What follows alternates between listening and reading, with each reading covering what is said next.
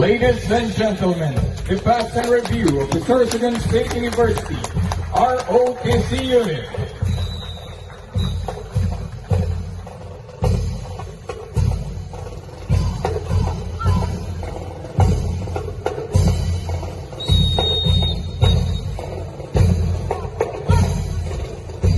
Now approaching the battalion commander and her staff, Cadet Colonel Kyla E. Alaiston, First Class Battalion Commander.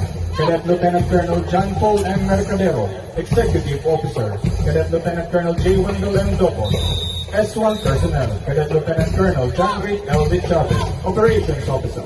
Cadet Lieutenant Colonel Cheryl Joy B. Tribaldo, Logistics Officer. Cadet Lieutenant Colonel Fidel Joy E. Destacamento, Civil Military Operations Officer.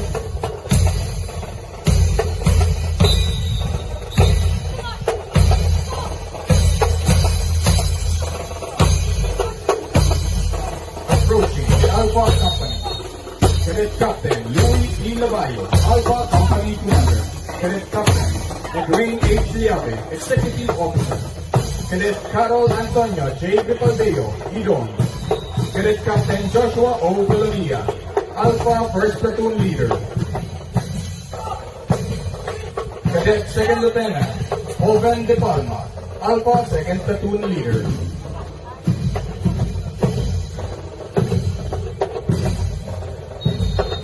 We would like to request everyone to please rise for the passing of colors. Cadet Lieutenant Colonel Alvin D. Dimano, Color Officer.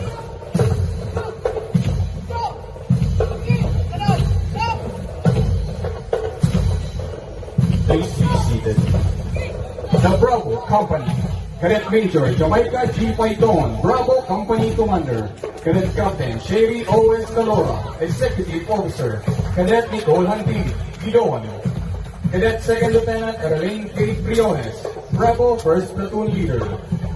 Cadet Second Lieutenant Ella May Fideliaga, Bravo Second Platoon Leader.